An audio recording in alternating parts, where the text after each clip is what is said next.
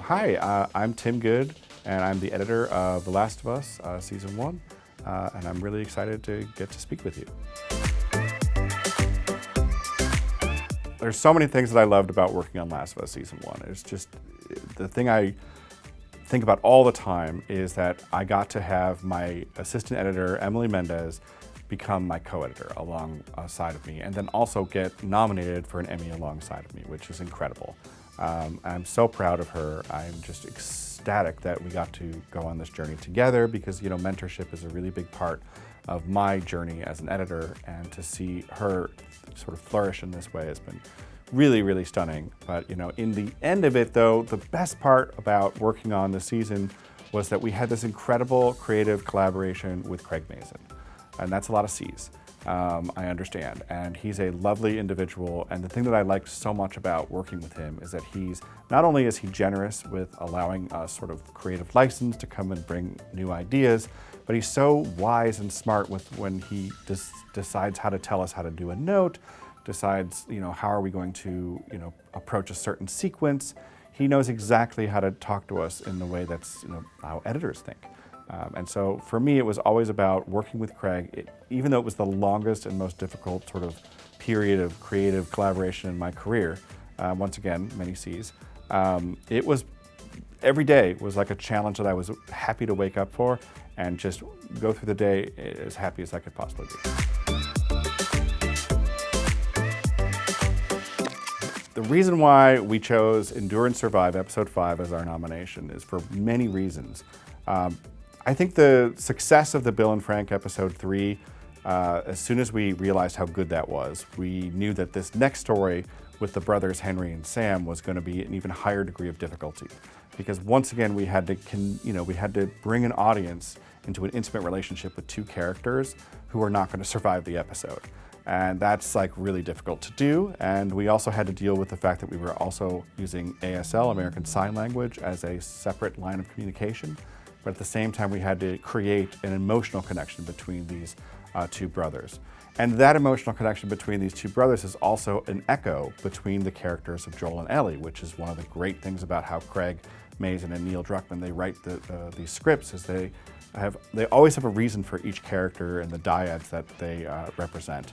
And so being able to bring that relationship to life was a major reason. But then we also had a massive battle sequence that took 3 weeks to film overnight. And of course, nothing went exactly to plan on those things as well, but it, in the end, became a character-based action sequence, which I'm very, very proud of because it is a truly structural piece that has everything to do with the emotion of Joel and Ellie as two people that are just in the middle of 1,000 extras, and how their interaction, their dynamic fuels and basically drives that entire scene. And so with all those things, there were riots on the street, there was terror, but then there was also intimate sequences between Ellie and Sam, and moments where, you know, we had the character of Melanie Linsky's Kathleen. She has to have moments of introspection, and we have to understand why she, as the principal sort of bad person in theory, why she's doing what she's doing.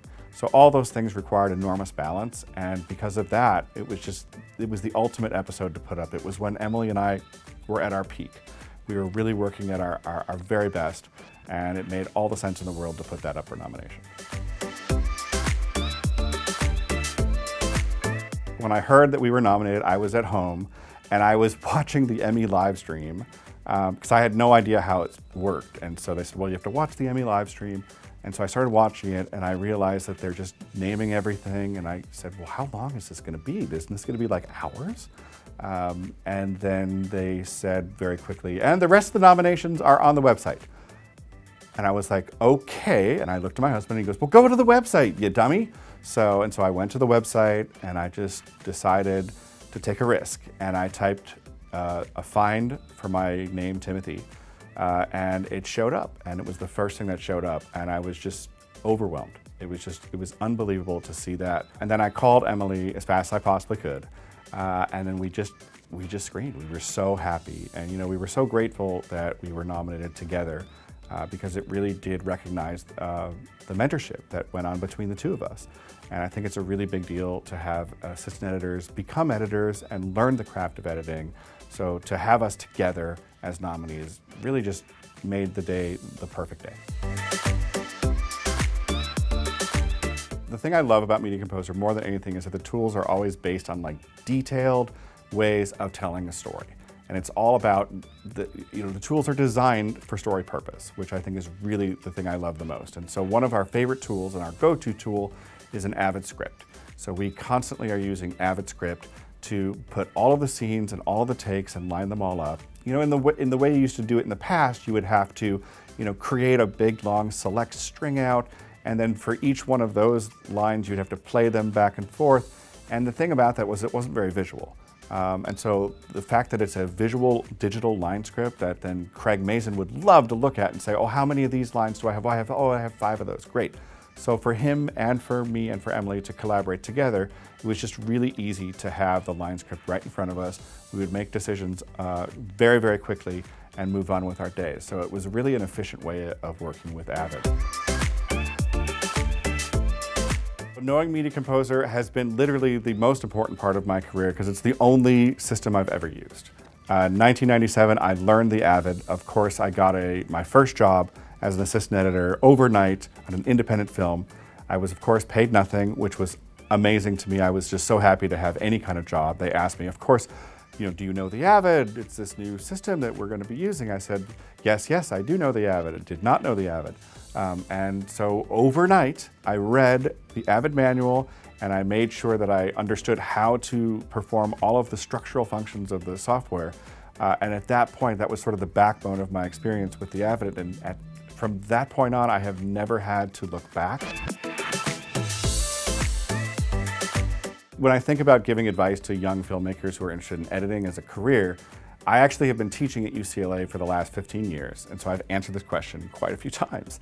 And I always start with the most important reason why editing is a great career, and that's the absolutely number one, air conditioning. Very simply, you're going to be in an air-conditioned room, and that is the bedrock of an amazing career. In filmmaking, you're never going to be air-conditioned, so editing is the perfect place. And then, of course, I answer in real terms, and I will tell them what I really think, and that is that, editing is the primary creative art of filmmaking. And it really is the place where you are the person or persons who get all of the talents of all of the other artists, and they're basically funneling all of their talents into this film. And they give that right to you, and then you have this incredible honor and responsibility of putting together these stories for the best filmmakers and storytellers in the world. And you get to mold, and you get to shape, and you get to decode, and you get to reveal character in a way that people trust you, that singular individual or individuals, to come up with the best way of telling the story. So frankly, I tell them you are the center of the wheel in filmmaking, and everyone else is just feeding you all of this fantastic material. And so why would you not want to be an editor? It's really, truly the greatest art in filmmaking, in my opinion, and that's why I say, why would you not? And the air conditioning is just a fantastic bonus.